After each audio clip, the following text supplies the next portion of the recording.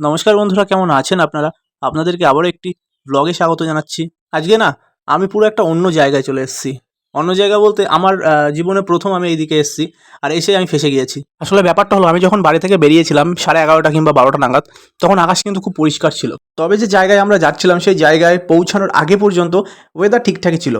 কিন্তু সেই বাড়ি থেকে বেরিয়ে যখন আমরা আরো 2 কিলোমিটার ভিতরের দিকে যাই, তো যেতে যেতে এইরকম বৃষ্টির মধ্যে পড়ে যায়। লিটারেলি আমরা দুইজন ভিজেও গিয়েছিলাম। বাইক আমি যেহেতু চালাচ্ছিলাম তাই আমি একটু বেশি ভিজেছিলাম। আর আমি গিয়েছিলাম ওই বন্ধুটার কিছু কাজের জন্য, ওর যেখানে পুরনো বাড়ি ছিল সেই জায়গায়, মানে ওই পঞ্চায়েতে কিছু ডকুমেন্টসের কাজ ছিল, তো সেই কাজ করাতেই ও আমাকে আগের দিন ফোন করে বলে, আর ওর বলা মতো সেইভাবেই আর সেই দিনে আমি বেরিয়ে পড়ি। প্রায় 1-1.5 ঘন্টা ওই রকম পরিস্থিতির মধ্যে দাঁড়িয়ে থেকে তবুও কাজ হলো না। কীরকম ধরনের পঞ্চায়েত ভাবুন। আমার মনে হয় অনেক জায়গায় এরকম পঞ্চায়েতের সমস্যা করে, যে কাজের জন্য যাওয়া হয় সে কাজ হয় না। এমনিতেই 2 ঘন্টা দাঁড়িয়ে থেকেছি, কাজ হয়নি।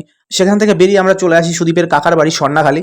আর সেখানে সুদীপের, মানে আমার বন্ধুটার নাম সুদীপ, ওর পুরনো বন্ধুরা আসে। তো তারা সবাই একসাথে মিলে একটু টোটোয় করে বেরিয়ে পড়ি। তারপর দেখলে নিতে সুন্দর একটা মাঠের মধ্যে আমরা টোটো দাঁড় করিয়ে কিছুক্ষণ গল্প করলাম। তো সেখান থেকে ফিরে আসে ওরা, নামিয়ে দেয় ওর কাকার বাড়ির গলির সামনে। দেন তখনও বৃষ্টি চলছে, কিন্তু সেই বৃষ্টি থামলো না দেখে আমরা বাড়ির উদ্দেশ্যে রওনা দিই।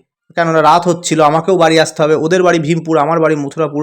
ওর বাড়ি থেকে আমার বাড়ি প্রায় 7 থেকে 8 কিলোমিটার দূরে। প্রায় 4:30 নাগাদ আমরা স্বর্ণাখালী থেকে রওনা দিই বাড়ির উদ্দেশ্যে। কিছুক্ষণ আসার পর যে মোড় দিয়ে আমরা মেন রাস্তায় উঠবো, সেখান থেকে আমাদের প্ল্যান চেঞ্জ হয়ে যায়। আসার সময় আমরা যে রাস্তা হয়ে এসেছিলাম, মেনলি শাকদা বাজার পার করে যে রাস্তায় ঢুকেছিলাম, সেই রাস্তা এতটা বাজে, পৌঁছানোর পর থেকে তো বৃষ্টি হয়ে যাচ্ছে, যার জন্য রাস্তা আরও খারাপ হয়ে যাবে।